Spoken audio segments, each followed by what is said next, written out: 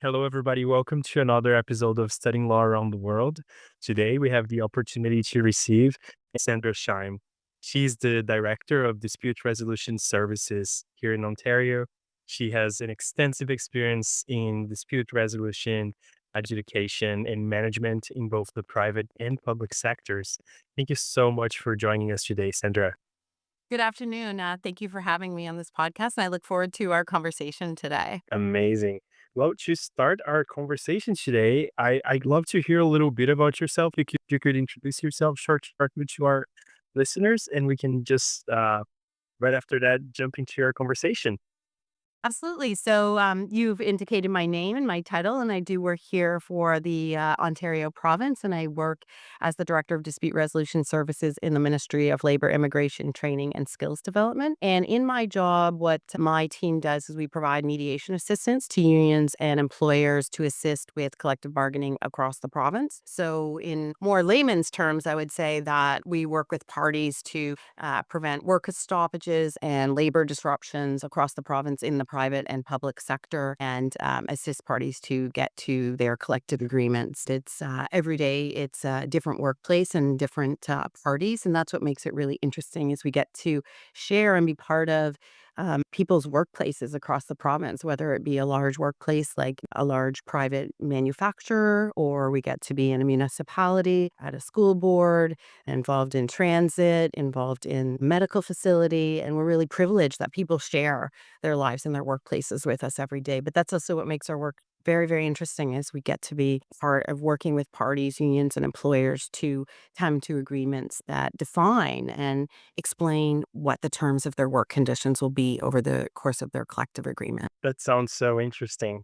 And as you know, in our podcast, a lot of the focus is to get to listen to the story of our guests. So beyond, hearing about what they do these days, we love hearing a little bit about how they get to where they are. And we'd love to learn a little more about your trajectory in that sense, Sandra. So I know you were involved in Cardozo School of Law Review, and you also interned at the Manhattan's DA's office. And I was wondering, how did those early experiences have influenced your career goals? So I think it would be actually sort of not quite accurate to say career goals because I think a lot of things happened as I went along by opportunity, interest, passion was being open, doors being closed. So I think my career goals were perhaps one thing, but it's come, my trajectory has changed over time based on a lot of factors. Sometimes it was personal factors, wanting to balance having children and work as a lawyer. Some of it was interest and passion for the work. So I think my goals changed depending on what stage of life and what opportunities, and as I said, what doors opened, but also what doors closed to me. And I've heard that in some of your other guest podcasts as well. And I think that's probably one of the themes of all your podcasts is that sometimes opportunities present and your career goals adjust and change as you go. I am interned at the Manhattan District Attorney's Office when I was in law school, and I found a real passion for criminal law. Really loved criminal law, really liked working in the prosecution side where you could be a voice for victims of crime and sort of advocate for victims of crime. But what I also saw at the district attorney's office was also um, a real belief in the integrity of the justice system. So, not a determination to win, but a determination to do justice. And sometimes doing justice means you lose. And sometimes I felt that I really valued that. So, when I graduated from law school, I actually couldn't go to the Manhattan DA's office because you had to be an American citizen and I was a Canadian. So, I wasn't able to do that. So, I went to a large law firm in New York City where I actually learned from some of the best lawyers. So while I didn't love the work that I was doing, I didn't feel passion about, I wasn't really a voice for anyone other than, one large company against another. But what I did take out of that experience is how to be a really good lawyer, how to be really thoughtful, how to really read the law, how to work really hard, understand details, a strong work ethic, and how to be smart about things. And so I took that experience, and when I moved to Massachusetts, I applied to become a prosecutor. They didn't have the same rule there that you had to be an American citizen. So I sort of didn't let go of my dream to work in criminal law and be a prosecutor and be a voice for victims of crime. I actually took that with me. And when I was able to have the opportunity to go work as a prosecutor, I did. So I went to Boston, Massachusetts and worked as a prosecutor there. And again, really felt like the integrity of what people did there, which was not just being the voice for victims of crime. And I did a lot of work with domestic violence victims, but also wanting to really preserve the integrity of the system, that the justice system, it's important for all of society that justice works in a fair and equitable way, meaning sometimes there isn't enough evidence to convict. I may know that this has occurred, but the system is important for all of us to maintain the integrity of the law. And so I really saw that in the people I worked with, and that became sort of a passion for me, but also made that job really important to me as well, that our goals were both to prosecute and advocate, but also to make sure the system maintained its integrity. And I think that integrity in the system is something I've taken with me in all my jobs across the way, which is really believing in the integrity of a system, but also making change where you can to build integrity into a system or preserve integrity or to enhance integrity in a system. So I think we do that every day in my job now in labor, where the integrity of the system, where collective bargaining, employers and unions get to speak and negotiate and discuss and argue and sort of sometimes duke it out over what does a fair workplace look like, what's equitable in a workplace, and help parties together come to make the best system that they possibly can within the constraints that there may be, whether that's financial, workforce, opportunities, location, strength of the parties. So I think that's something that I took from my early days that I try to preserve and have worked for in all the different parts of my career. Well, that sounds amazing. First of all, something that I love and that has been a theme in the podcast is really hearing what people can do with a law degree. It's really opportunities are limitless. And there's of course a lot that happens between, having that dream job or having that career you always expected to. But also, I just find it fascinating, the wide range of things you can do. And it's been amazing to meet so many lawyers that have really made those plans come true. And considering this experience you just mentioned about being an assistant district attorney in Massachusetts, I'd love to hear a little bit, if you have some stories or some points about what are some of your most formative moments from that time. I think a few things. One is just the passion with which people around me cared about their work and felt about their work. And really, when you care and love your work, it isn't work for you. When you really have a passion and care about things, you come in every day excited, you have an open mind about things. You want to be there and be present. So, and I think it's a privilege to do that. Both personally, it's a privilege to be in a workplace where you have that. But also for me, it's a privilege too. And part of that was the support and help of my spouse that I could work in the public sector. These career goals are usually in conjunction with what's going on in your personal life too, who is there to support you. And that can include both people helping you as you raise children or helping you figure out together at different points who is the primary breadwinner, who's the primary caregiver. And so all of those things, as we talked about, what are career goals, those things change and adapt as you think about that. So I was able to follow some of the passion I had to be a prosecutor because I had a great spouse who we together could financially manage. So I think it was that allowed me and gave me the privilege to be able to be a voice for victims of crime, because when I went to become a prosecutor, I barely made a living wage. I could barely, and I eventually left because I couldn't afford daycare. My daycare costs were essentially higher than what I was being paid when you combined like my, gas, driving, pickup, and some of the, dry cleaning for your clothes or your suits. It actually, I was losing money. And that's ultimately sadly why I left that job, along with we moved back up to Canada, which is where I was born and raised for family reasons. But so I think, there are a lot of factors that go into it, but I have some great moments. I mean, one of the things I always learned is, don't know all your questions, do your homework, never ask that question where there's a surprise answer. And I have trouble with that a little bit because I'm always curious and ask more questions. So I really had to learn how to restrain, do my homework, and learn how not to ask that question that in cross-examination, for example. So same thing here, do your homework, know everything, go into a meeting, be open-minded, but go into a meeting or a file and have done, there's no shortcuts to the hard work and preparation. So know the answer to the question before it's asked, but be open-minded about the answer, even in this interview, like how we're talking, that it may take you in a different direction. So listen and go in that direction if need be. But as I said, there's no shortcuts for hard work and the preparation and knowing the answers to the question before you ask them. And that's a cross-examination role that any or assistant district attorney will tell you, but something I really learned while I was there. Well, that sounds so interesting. You did mention this transition from being a prosecutor in the US to come and living and practicing in Canada. How was that like in the beginning? Absolutely. And I think this is where it comes in, where, especially as a female lawyer, like always trying to balance having children and a family, if you do choose to go in that direction and have children, and also balance having a career and staying in your career. I moved back to Canada for family reasons. My husband and I moved up here. We had my daughter at that time, who was 3.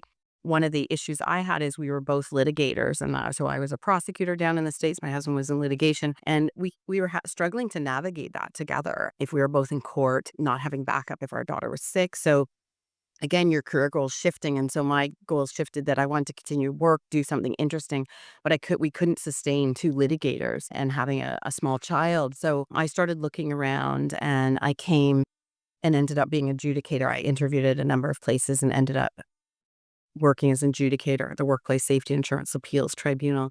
And I had grown up as a child. My father was a labor arbitrator, so I really loved labor. I'd really liked it as I sort of grew up with it. It was a comfortable place for me. When I was, 8 or 9, my dad would come to the, Friday night, we had Shabbat dinners. My family is Jewish. We had Shabbat dinners, and my dad would give us cases and present to us, and we'd sort of discuss and argue. So he'd say something like, this long-term employee was fired because she stole, a $2 item from the grocery shelves. What are the interests of the employers in maintaining, a place where people can't steal? But what about an individual who maybe doesn't have job prospects, is in their 50s, and, has worked for 25 years at a store? What would you do? So we were always challenged like that, which is maybe why I ended up in law. But then when I came back up to Canada, sort of labor, I had this opportunity to go work at this tribunal and work in where the issues were workplace injuries and return to work issues. And so that was a natural home, but it was also partly based on my personal circumstances of navigating being a mother and 2 parents who were working. And so that became my home for 13 years. And I loved that work. And again, same thing, the opportunity to change and impact people's lives, and to think about people's lives and hear people's lives and be invited into people's lives. And often in a situation where nobody wanted to be, which is someone, had lost the opportunity to be in a workplace because of a workplace injury that prevented them from returning to work, or how could they return to work? So again, sort of marrying labor with passion, or thinking about how people function in day-to-day life and how things impact them, whether it be crime or a labor an injury on a workplace. And how do we, as lawyers within this, or adjudicators, or people within the system, how do we think about the systems and the workplace and get to where we need to go, preserving the integrity of the system, but also recognizing the individual and thinking about how that individual is impacted. So even today, in our work today, when we work on collective agreements, we think about day to day, we hear about affordability issues, whether people, how they can afford their rent, things we see in the paper, but we see that in real time, how, if people need to go to food banks, what they're making minimum wage, what are their working conditions. So just always thinking both macro, like the integrity of the system, like collective bargaining as a freedom of association, charter right between unions and employers, but also the micro level. How is this person day to day managing on their wages? What is their workplace like? What are their conditions of work? And so I had the privilege to do that at the tribunal and then here. So moving from criminal to labor was a huge learning curve, and administrative law. And again, as I said, there's no shortcuts for just doing your work, head down, working hard, learning the statutes, learning the laws, thinking about the issues, learning the policies, but maintaining sort of that idea of like thinking about the larger integrity of systems, but how does any individual fit within that system, and how does that work within the law? So I think I've been privileged to do that in criminal, in labor. So while the fields were completely different, the ideas were the same for me. Wow, that's fantastic. I find it fascinating how, you find those same skills or the same backbone of being a good professional being really the same regardless of which area of the law you end up being at. So I love that you commented on that. And we did start this conversation talking a little bit about your experience and your current role as well. You're now the director of dispute resolution services, and you did mention a few of the things that you do through the podcast today, but I'm just wondering, what does a day-to-day basis look like for you? So the best part about my job is there is no day to day. Every day is different. And that's one of the things I love. And some people maybe thrive on having like knowing every day they're doing similar things. But I think people in my job, mediators, labor negotiators, thrive on things being thrown at you, being able to think on your feet and everything being different. So I might be one day in a labor negotiation with a union and an employer negotiating the terms of their collective agreement. So negotiating wages, benefits, vacation days. I might another day be dealing with illegal objections, legal issues. Another day I'll be getting a call from a mediator and talking through strike issues. How do we bring a group back who are out on strike? On Friday, I spoke to someone about a group that's on strike in the province and thinking about and talking through how do we think about getting them back off strike and how do we work with the employer and the union to think about what next steps look like. On any given day, I might be talking to someone about how to manage or navigate the politics of the union or how to navigate the politics of an employer in terms of us mediating or trying to get to a deal, but addressing sort of political issues. I had one file where the politics were someone would come to me and say, we're trying to work towards this. And another person on the same team would come to me and say, well, actually, we're trying to work towards this, but don't tell the other person. So again, also trying to behind the scenes figure out how do we put these pieces together to get to the same goal. But sometimes people have different interests. So another day I might be also dealing with, just as the director of a team, we're working on digitizing, working with my co-director on digitizing our department, which is mostly done, right? What does that look like? How do you integrate labor law into the digital reality? We'll be talking about, summer internships, dealing with HR, someone who's sick, who goes out sick.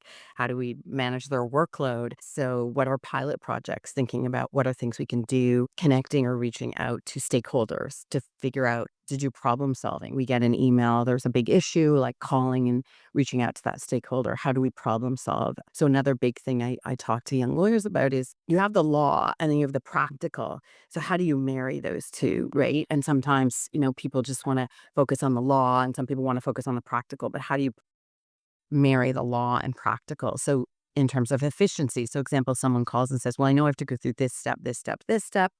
And we'll say, okay, you can go through this and this step, but maybe we can find a way to consolidate some of those steps for you as a stakeholder. So we always reach out to our stakeholders for problem solving. People email us about issues or problems, and we try to, we have sort of within our group, like a 24-hour policy. So often people say to me, I never get a call from someone in government, or I've never spoken to the director. But I think problem solving is a lot of what I do, just in different layers and levels. But that's one of the things I love about my day-to-day job is I'm essentially doing problem solving, but it can be a legal issue, it can be a labor issue, it can be a strike issue, it can be a term of a collective agreement, it can be an objection to an appointment of a mediator, objection to, we work with the arbitrator community. So I think that's what I really like, is that every day is slightly different. That sounds fantastic. And you did mention a few examples of the disputes that you help and solve, but I'm wondering if there is, a few specific types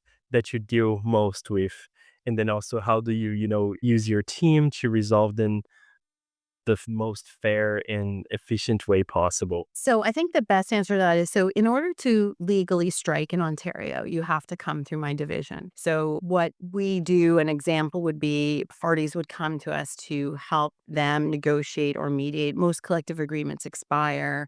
And a collective agreement is essentially a contract about your conditions of work. So it would include your wages, your benefits, your pay, your grievance procedure. And in Ontario, 72% of the public sector is unionized. So we will deal with any large public sector union. So that would include teachers, nurses. It'll include all your municipalities are unionized. So any city would be, City of Toronto, City of Oakville, City of Richmond Hill, City of Hamilton are unionized. And so we work to resolve the terms of the collective agreement. And sometimes that can involve, as I said, strikes, that parties cannot come to an agreement about the terms of the agreement, and the union will go out on strike, and the employer will lock out the union. That's part of our processes and part of what we do day to day.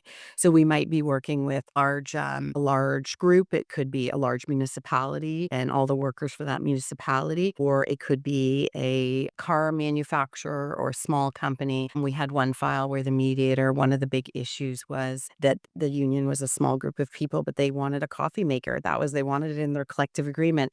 But we can also deal with a municipality that might have 20,000 employees, and the issues of, like, what are their work conditions. So every day it's resolving disputes, but essentially at the end of the day, the dispute is, how do you get or persuade two parties that they have a similar interest, or to minimize or avoid a work disruption, whether it be a lockout by the employer of the employees or a strike by the union members. So a lot of what we do on a day-to-day basis is that dispute resolution, which we talked about. How do you resolve disputes, which can be anything as small as like a coffee maker to very real issues that you will have seen in strikes across the province, or threats of strikes across the province that you would see in the newspaper on a daily or weekly basis. So, last year, Metro, the grocery store, went on strike. So working with those parties to think about, how do we bring people back off strike, and then also to prevent strikes or work disruptions on a day-to-day basis that may be in the news or may not be in the news. And that can be with bus drivers, or it can be with teachers, or, as I said, it can be with a small middle car company or manufacturing company. Or I worked on a file that was, they made airplane parts for airplanes, and they provided airplane parts, for example, to the government of Canada. So, that file may not have made it in the news, but we worked with them to minimize or prevent a work disruption in that. That sounds absolutely incredible. And if I may ask a final question to finish our episode today, Sandra, you've been involved in so many different fronts, but also in training new generations of adjudicators, speaking at the Canadian Bar Association and many other organizations. If I may ask you, what kind of advice would you give to those entering the legal profession today? So I saw a leader speak about this, and I've sort of adopted some of her thoughts and then adapted it to my own. And so I'm gonna sort of give you my 4 or 5, because I heard you ask this question in other podcasts, and so I thought a little bit about it. And you sent me this question, and I don't have. So I'll give you what I think, or what my best lessons are. But I think everyone has to kind of find their own lessons for themselves. But I'll give you some of my best lessons, which are: one, to surround yourself with smart people. Always surround yourself with smart people, and to protect them, to look out for them. Surround yourself with smart people, and then go to bat for them, advocate for them, and listen to them, and have them challenge you. My second is to collaborate. Not just collaborate, like, can you look at this or review this, but really collaborate from the ground. Throw out an idea and have them really push back on, what does that look like? What does that mean? How do we manifest this? So collaborate in a really genuine, a deep way with different people on different ideas. Third is, I really say, I mean, I know I've heard people on some of your podcasts, and a lot of people say, do things outside your comfort zone, people use, or outside your strengths. One of the things I actually learned, and I heard this woman speak about, is I actually used to say that to people. And now I actually tell young people or young lawyers, I say, actually find what you're good at and keep doing it. It doesn't mean you shouldn't go outside your comfort zone once in a while, but actually find what you're really good at and keep doing it and get better at. Because I think ultimately I was good at writing, reading, talking, relationship building, and that's where I landed. So I think if you figure out what you're good at and keep doing it and getting better at, that's actually where you will end up. And so I now encourage people to spend more time finding what they're good at and keep doing it and building those strengths than pushing themselves outside their comfort zone. That's not to say you shouldn't, but focus on where you're really good at and keep doing those things. And then, seek, and this goes back a bit to collaboration, but seek diverse perspective, ideas, and personalities. And I really do that. I really, really seek out people who are really walk in all different kinds of life, and I listen to them. whether it be someone who I work a lot with people in construction, which is something very far from my background, but I really seek out their opinions and thoughts on things. And then I'll go talk to a faculty member at a university if we're doing university. And then I surround myself with different people who have different ideas and different perspectives. And I really seek out their thoughts. So really seek them out, but really don't just seek them out for sort of a superficial, but to really understand and hear and challenge yourself, because then you'll be a better leader if you have diverse opinions, diverse ideas. And I'm sure you've heard that on the podcast from lots of people, but really do it. And really doing it and surrounding yourself by people who really are different from you is something that can be a challenge for many people. It's really easy to, let's say, go to a law firm and be surrounded by lawyers. And I really challenge myself to be surrounded by younger people, older people, people who are in law, people who are in business, people who are in construction, people who are in blue collar, white collar, pink collar, however you want to call it, because that's really makes me better at what I do. And the last thing I would say is really have fun and enjoy. We laugh a lot in this job. It's really hard, this job. We do really hard things. We're in people's workplaces doing very, very hard things every day, hearing people can't afford to eat. They may lose their paychecks if they go on strike. An employer can't afford, or losing business can't afford to maintain their business at a certain level.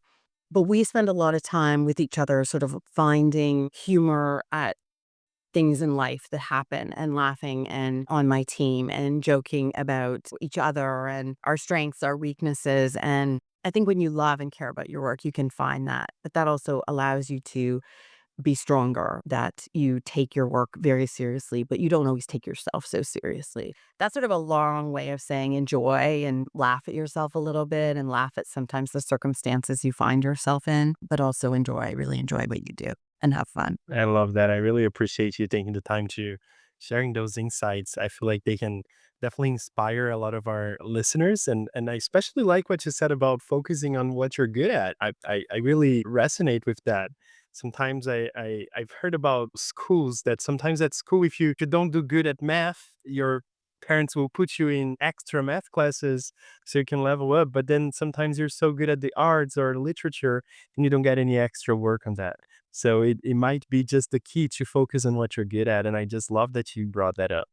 Thank you so much. And I see you, Claudio. I see you're really good at reaching out to people and networking and relationship building and thinking about people and how people function. And I would say to you, keep doing that. Like, find in the law where you're good at that. You'll figure out the law piece. You'll do that hard work, but you have a skill that I really see and I saw, and partly why I reached out to you. So I would say keep doing that, whatever that is, whether it's project building or connecting to people or relationship building, because that is and I heard someone say superpower on one of your other podcasts, but that is one of your superpowers. So again, going back to what I said is keep doing what you're good at and build that. And you already have that in such a large amount, and you will be successful if you continue to do that and identify that for yourself. I really appreciate it. Thank you so much. And thank you for taking the time to be in the podcast today. Thank you, our listeners, for listening to this episode, and we'll see you on the next one. Thank you.